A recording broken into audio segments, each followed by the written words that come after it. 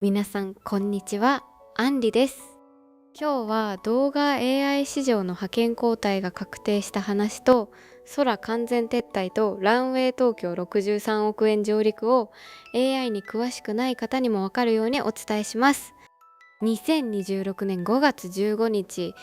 動画生成 AI の世界地図が大きく書き換わりました。オープン AI の空が日にち時1500万ドルの赤字で、アプリを4月26日に終了し、API も9月24日廃止が決まりました。同じ日にビョーランウェイがアジア初の拠点を東京に開設し、4000万ドル、日本円で約63億円を投資すると正式発表しました。さらに Google のベオ3.1、中国系のクリング3.0、バイトダンスの C ダンス2.0、そしてヒグスフィールドのスーパーコンピュータが一気に揃いました。今日は動画 AI の覇権交代の全体像を整理していきます。それでは、なぜ今このタイミングで動画 AI の勢力図が一夜で変わったのか、米国、中国、日本それぞれの動きと私たちの生活や仕事への影響を整理してお伝えします。まず最初に押さえておきたいのは、オープン AI 空がほぼ完全な事業撤退に追い込まれたという事実です。空は2024年に登場し、テキストから高品質な動画を作れる先駆けとして世界を驚かせました。ところが2026年に入ってその採算性が破綻していたことが明らかになりました。報道によると、空の運用には日時1500万ドル、つまり1日あたり約23億円のコストがかかる一方、生涯売上はわずか210万ドル、日本円で約3億円にしかなりませんでした。差し引き毎日数十億円規模の赤字を垂れ流していた計算です。この結果、オープン AI は空アプリを4月26日に終了し、開発者向けの空 API も9月24日に廃止することを発表しました。動画 AI は画像生成の次の本命と言われ続けてきましたが、その本命を最初に立ち上げたオープン AI 自身が事業として成立しないと判断して撤退する極めて象徴的な出来事です。2つ目のセクションは、空の抜けた空白を狙って名ランウェイが東京に上陸した話です。ランウェイは2018年に米国で創業した動画生成 AI の先駆け企業で、ランウェイ Gen 4.5という最新モデルを提供しています。5月15日、ランウェイはアジア初の海外拠点を東京に開設し、4000万ドル、日本円で約63億円を投資すると発表しました。CEO のコメントは明快で、ロボティクス、製造業、ゲームの分野で世界モデル、いわゆるワールドモデルズが極めて重要になる。日本はその全てで世界をリードしていると語っています。実際、過去12ヶ月でランウェイの日本企業顧客は3倍。つまり300% 増えており、アジア地域の売上の3分の1を日本が占めるまでになりました。空撤退で行き場を失った日本のクリエイターや法人ユーザーをランウェイが一気に取り込みに来た構図です。日本の動画 AI ユーザーにとって選択肢は、米国製の高品質ツールから東京拠点のあるランウェイへと現実的に切り替わりつつあります。3つ目のセクションは、米 Google ベオさん1.1と政府連携です。 Google ディープマインドが提供するベオさん1.1は 4K、 つまり 4K の高解像度と 60fps、 1秒間60コマというハイフレームレート、さらに動画と一緒に音声まで同時に生成できるという技術的に頭一つ抜けたモデルです。これに加えて Google はジナネースミッションという米国政府向けプロジェクトと連携し、ベオ3.1を米政府機関へ段階的に展開することを進めています。オープン AI 空が撤退する中で、米国側の動画 AI の主役はコンシューマー向けではランウェイ、政府エンタープライズ向けでは Google ベオという住み分けが急速に進んでいます。日本のクリエイターからは、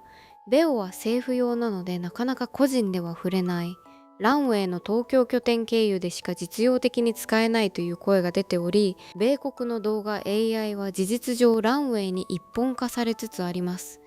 4つ目のセクションは、中国系のクリング 3.0 とバイトダンス C ダンス 2.0 の低価格構成です。クリング 3.0 は中国クワイ省系の動画 AI で最大2分尺、つまり2分の長さの動画生成に対応し、価格は1秒あたり 0.07 ドル、日本円で約10円という破壊的な低価格を打ち出しました。ベオさん10.1やランウェイジェン 4.5 の価格と比べると数分の1から10分の1の水準です。さらにバイトダンス、つまり TikTok の親会社が提供する C ダンス 2.0 は8言語のリップシンク、つまり登場人物の口の動きを8つの言語に合わせて自動で同期させる機能を実装しました。日本語、英語、中国語、韓国語、スペイン語、ポルトガル語、フランス語、ドイツ語に対応しており、多言語の広告動画や SNS 動画の制作が一気に楽になります。米オープン A 案が撤退し、京メランウェイが東京で陣取りを進める一方で、中国勢はとにかく安く多言語で長尺でという土俵で攻めてきています。日本市場でもコストを最優先するスタートアップや SNS 運用代行業者がクリングや C ダンスを採用する動きが広がっています。5つ目のセクションは5月13日にローンチされたヒガスフィールドスーパーコンピュータルと動画 AI のマルチモデル時代の到来です。ヒギスフィールドスーパーコンピュータは一つのプロンプト、つまり一つの指示文を入力するだけでクロード、オパス 4.7、GPT5.5 プロ、ジェミニ 3.1 プロ、そしてクリング 3.0 という4つの最強モデルへ自動でタスクを振り分けるサービスです。具体的なデモとして1週間分のインスタグラム広告と競合分析レポートを作って1回入力するだけで、企画立案はクロード、コピーライティングは GPT、画像のレイアウトはジェミニ、動画生成はクリングという形で各社の得意領域に自動でルーティングされ、最終成果物として広告セットがまとめて出てきます。これまでチャット GPT で企画を作り、別のサービスで画像を作り、また別のサービスで動画を作りと分かれていた制作フローが一つのプロンプトで完結する時代に入りつつあります。動画 AI は単体のツールからマルチモデルの自動オーケストレーション、つまり複数モデルの自動連携の一部品に変わってきました。6つ目のセクションは日本のアニメ業界からの強い反発と日本側の構造的な立ち位置です。本日5月15日 X 日本語圏で大きな話題になったのはアッタータゴンゴルさんの批判投稿でした。投稿は1294いいねを集め、動画 AI はアニメ文化を破壊する、空撤退後の勝機を狙ってランウェイや中国勢が日本コンテンツを学習データとして使いに来ている、強い言葉で警鐘を鳴らしています。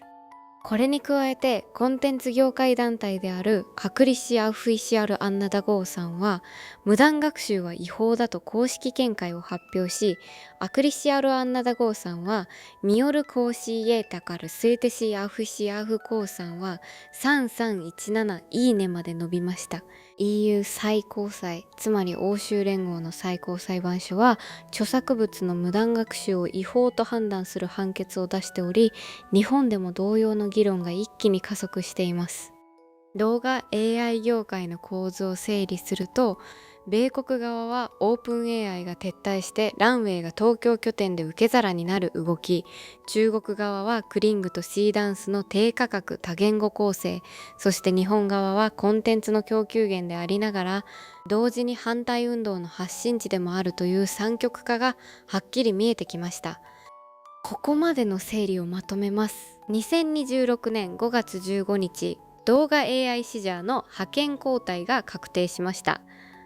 オープン AI 空は日時1500万ドルの赤字で、アプリ終了と API9 月廃止が決まり、米ランウェイは4000万ドル、約63億円を投じて東京にアジア初の拠点を開設。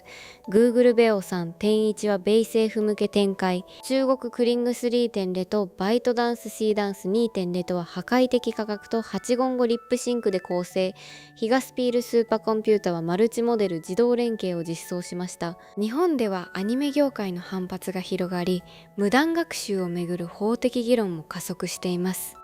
動画 AI はオープン AI 一応の時代を終え、米ランウェイ、米 Google、中国勢、そして日本コンテンツをめぐる三極構造へと入りました。今日が動画エイヤ派遣交代の日として記録される一日です。今日のニュースでこれは気になる思ったトピックがあれば、ぜひコメント欄で教えてください。皆さんの関心が高いテーマは次の動画で深掘りしていきます。チャンネル登録と通知ベルをオンにしていただければ、毎日の AI ニュースを見逃さずチェックできますよ。それではまた次の動画で。